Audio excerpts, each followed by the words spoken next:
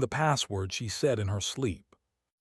The first time Sasha said the word, I thought I'd misheard. It came in the soft drift between dreams, her breath warm on my chest, the syllables shaped like a key you could swallow. Aurelian, she murmured, then turned, the sheet sliding off one shoulder as if the room itself were listening. I lay awake and tried to fit the word into our life, like a piece from another puzzle that still insists on belonging. Aurelian. Not a name we knew, not a bar or a gallery or a friend. Something golden, something Roman, something hidden. In the morning, she didn't remember. She laughed and kissed my neck and accused me of inventing poetry to make breakfast interesting. We ate toast and oranges and argued about paint colors for the small room we kept promising would be an office. I told her teal. She said pale gray. We have the sort of marriage that turns into a seminar about shade cards when it wants to avoid the real thing. I left for the production office, where I spend my days lighting other people's scenes while ignoring the dimmer switch on my own. At lunch, I typed Aurelian into a map app without expecting anything. A wine bar popped up in the old garment district. Aurelian, serif letters, modest page. A photo of a red velvet banquette with a brass lamp that looked like it whispered. The address had a familiar ache. I'd lit a pop-up gallery 2 doors down last winter, watched couples rehearse future regrets under fairy lights. I closed the tab and worked, and the world continued its performance convincingly enough. That night she said it again, softer, as if not to wake herself. Aurelian. I watched the red numbers on the bedside clock turn into a metronome for something I didn't know how to count. In the morning she sprinted through a shower, late for a client. She wore the black dress that makes strangers recalibrate their day. Don't forget you promised dinner, I called. Pasta, and be civil about the garlic. I am always civil, she said, smiling without turning, and the smile stayed in the room after she left. By 4, I wasn't a man anymore. I was a hypothesis. It was too easy to walk by the address after work, so of course I did. Aurelian was a narrow door with a golden handle and a marble step polished by the kind of shoes that know how to argue a check. Inside, the light was patient, a soft amber that believed in evenings. From the sidewalk, I could see the brass rail of the bar and the curve of a waiter's shoulder. A breeze carried out something citrus and dangerous. I told myself I was ridiculous. Then I saw Sasha.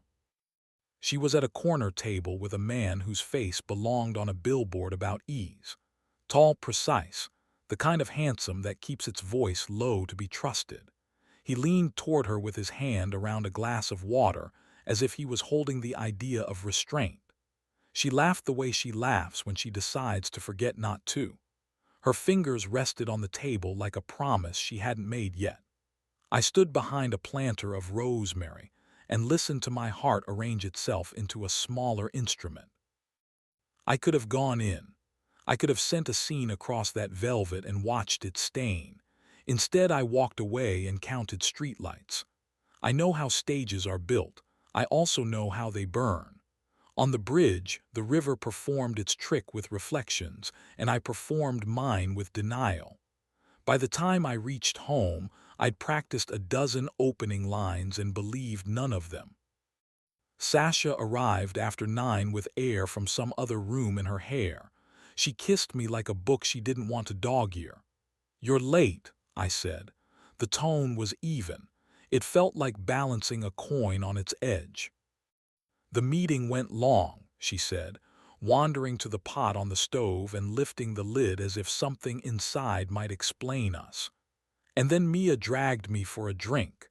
I tried to say no." "Mia is persistent," I said, and watched her face for the flinch that would confess to a different lighting cue. None came. She ate. She asked about the new rig at the theater. She told a story about a client who wanted their home office to look like a boutique hotel. We moved carefully, as if the floor between us had been washed and was still wet. In bed, she chose me with a hunger that complicated math. There is a kind of urgency that lives on the edge of confession, where touch becomes translation and language can finally rest. She set her mouth to my collarbone and lifted her hips in a rhythm that had always been ours, and I let myself answer, not with accusation, but with the devotion of someone who still knows the map. We didn't pretend we were new. We were particular. Her breath caught. My name found the old timbre it used to have. The word she said in her sleep did not show up there, and yet it hovered, a dim sign behind a curtain. In the morning she slept late, which is the privilege of the freelancer and the curse of the suspicious husband. I made coffee and scrolled mindlessly until I noticed her phone glinting under a gap in the couch cushion. I didn't mean to touch it. Then I did. On the lock screen, a notification peaked. Aurelian tonight, 7 corner. See, I put the phone back like an honest thief and stared long enough at the blank TV to see my reflection as a stranger. See, the alphabet has too many suspects. I spent the day with light plots and exit paths. Theo, who is loud for a living and quiet for me, swung by the office and found me building a mountain out of a single syllable. He listens like a jury. I told him the word, the bar, the man, the corner table, the text. He drew a line on his palm with his thumbnail and called it a map. There are 2 strategies, he said. Storm the castle or invite the king to dinner. I'd like to live in a democracy, I said. Then draft a constitution, he said. No more surprises. At 6:55, without a plan that deserved the term, I walked into Aurelian in the suit I wear for lighting galas and funerals. The room turned its slow head. She saw me in the mirror behind the bar before she saw me in front of her. The man across from her glanced up, assessed my height, my haircut, the cut of my jacket, and chose not to be threatened, which somehow was worse. Sasha, I said. I didn't look at him. Tell me if I'm interrupting your life or entering it. Her eyes widened, then steadied. Max, she said, my name said like a lit match set down, not thrown. Sit down. The man watched us with the sport of a person who knows he can afford the loss. He had one of those restored wolf smiles. Caleb, he said, offering his hand across the table. Friend. I didn't take it. Max, I said, husband. He withdraws beautifully, I'll give him that. He checked his watch as if someone else were late and stood. I'll let you 2 talk, he said. He looked at Sasha with something not kind enough to forgive and not cruel enough to remember. Call me if you want to finish a sentence. He dropped a 20 on the table that might have covered his dignity and slid away. We sat and stared into the small death of a votive candle. I didn't want it to be like this, she said. Then what did you want it to be like? I asked. A warm word in the dark that dissolves at breakfast. Her jaw worked, and I could see the girl who'd argued me into buying shoes I couldn't afford because they made me look like a man who knew where he was going. I was going to tell you, she said, but telling without you watching felt like lying twice. You said the word in your sleep, I said. It rented a room in my head. I had to see the lease. It's a place, she said. It's a person. It's an hour where I remembered not managing things. She swallowed. I made him a mirror for a version of me I thought you didn't want to see. And did you like her? I asked. I wanted to, she said. She's reckless in a curated way. She laughs more loudly. But she doesn't know where the light switches are at home. Do you love him? I asked, not to torture but to measure. She looked at me the way you look at the horizon when you're deciding whether to swim toward it. No, she said. I like what he thinks I am when I'm near him. I hate what I become when I'm not. We drank water as if it were medicine. The room performed around us. First dates auditioned for futures. Exes rehearsed amnesia. A pianist in the corner played songs that coaxed people into believing they were living inside a scene. We left without touching, walked into air that had been distinct since winter, and turned our faces toward the bridge like it knew what to do with us. On the way home, she took my hand. It felt like an object we were both renting. "If we keep going," she said finally, "I need a room in our life where I can be unruly without burning anything down. Not secrets. Space. I need not to find out my wife's geography from a wine list," I said. She nodded. "Then we negotiate. We bring the cartography inside." At home, the small room we hadn't painted watched us like a patient. We stood in the doorway with the light off and saw shapes we could live with. She moved closer, not coy or apologetic, just present. The heat between us never left. It had simply learned a new grammar. We kissed there in the not yet room, and it was different because it wasn't a victory. It was an inventory. Her hands framed my jaw the way you frame a view you want to keep. My fingers learned her shoulder again with reverence. We left the door open on purpose. The next week we wrote rules, then crossed some out, then wrote them again. Honesty before the event, not after. No strangers in the parts of our life that still needed both of us. Tell me when you crave a different version of yourself. Tell me before you order it. I told her I don't want to be the cop. She told me she doesn't want to be the defendant. We decided to be cartographers. We went to the paint store. We chose a color that we both made fun of until we loved it. A green that, depending on the light, believed in blue. On Friday, my phone buzzed with a number I didn't know. A text. "She deserves a bigger world than you offer." See, handsome men always believe they're writing headlines. I wrote back, "Our world has doors. She has the keys. Don't wait in the hallway." He didn't reply. Saturday became a list of ordinary things that had new edges. We scrubbed the kitchen like it had overheard. We went to the market and picked peaches together with the solemnity of jurors. Back home, she stood on a chair in the small room and rolled the paint over the wall in slow, sure movements. The green looked impossible until it was. I watched the room decide itself.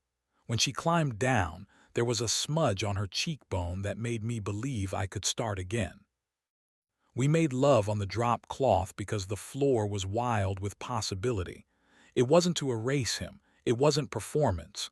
It was relief and selection. The paint smell made us dizzy, which turned the dizziness into part of the story. She laughed against my mouth. I kissed the green smudge. She tugged my shirt and I let it go. We were precise without being careful. If you're listening for confession, here it is. When her breath trembled, when her hands slid to my back and found what they were looking for, I understood that the edge is not the enemy. Pretending there isn't one is. We didn't sleep after. We lay on our backs and watched the ceiling negotiate the light. She reached for my hand with the absent certainty she had when we were new, like the space between us already knew the path. "He'll text again," she said. "I know," I said. "I may want to answer," she said. "Then tell me before you do," I said. "We'll read your answer out loud until it sounds like us, or until it doesn't." She laughed and rolled toward me, her legs sliding over mine the way it does when she wants to anchor me to the bed. "I don't know what the ending is," she said. "I don't either," I said, "but we can choose the scenes." On Monday, I lit a gala at a museum where people pretended to believe in permanence. Caleb was there, of course, wearing a tux that appeared incapable of regret. He avoided me elegantly. Good. The director asked for the foyer to feel like a Saturday in late September, and I gave her exactly that without using amber, which is harder than you'd think. When I got home, a package waited on our stoop. Inside, a heavy brass key with no teeth, mounted on velvet like a museum label without a wall. A note in a tidy hand. "You keep trying to unlock doors that aren't there. See." Sasha turned the key in her fingers, then set it gently in the drawer where we keep warranties and spare batteries. "Paperweight," she said.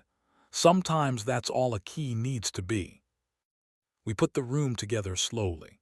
A desk facing the window, A lamp with a shade we argued about for an hour because it mattered in a way lamps only matter when people are trying to tell the truth. A small rug we agreed to spill coffee on at least once a month so it would never become too precious. On the wall, we hung a small framed card an artist friend had pressed on us years ago that I'd never read properly. It said, in tiny letters, "Light is not what you see. It's what lets you see." Sometimes at night, she stands in the doorway of that room and asks if I want to come in. Sometimes I don't. Sometimes I do, and we sit on the floor and talk about wanting without assigning guilt to it. On other nights, I feel her hand under the sheets and follow it with gratitude, and if she says a word in her sleep it's mine, or none. Once we walked past Aurelian together. She looked at the golden handle and didn't flinch. "It's a nice door," she said. "It is," I said, "but the room we need is on our own floor." "Green," she said, smiling. "Depending on the light," I said. We went home and made pasta and were as civil as garlic permits. Later, we kissed in the small room with the window open. The city breathed in, we breathed back. I don't know if we're the heroes, the villains, or the people who leave before the credits. I know that when she slides her hand into mine in a room we painted together, the word that wakes me is not a code anymore. It's an answer. And when the light changes, we don't look for a different bar. We adjust the dimmer. We decide what to see.